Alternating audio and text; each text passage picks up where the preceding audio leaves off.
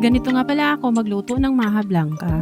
Meron tayo ditong sweet corn, angel, creme densada, half kilo sugar, brown, and half kilo ng cornstarch. At meron tayong vanilla na 2 kutsara at saka margarine.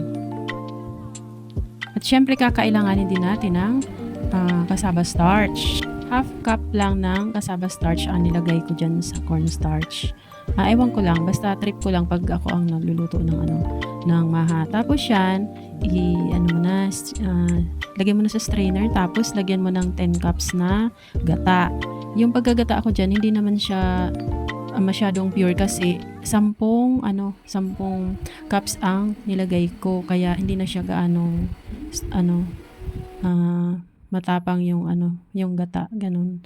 Tapos lagyan na natin yung sweet corn at saka creme densada, and then halu-haluin, margarine at saka yung vanilla, at saka mag-prepare ka na ng dahon ng saging kung meron, kung wala naman foil, o kung wala wag na. Ayan, halu-haluin natin. Hinahalo ko muna yan guys sa isang planggana bago ko siya ilipat sa kawali. Ganun ako. Ang iba kasi iba naman yung style nila sa pagluluto, pero ako gusto ko halo na lahat. Tunawin mo lang mabuti yung cornstarch bago mo siya isalang, para pagdating sa kawali, halo ka lang ng halo.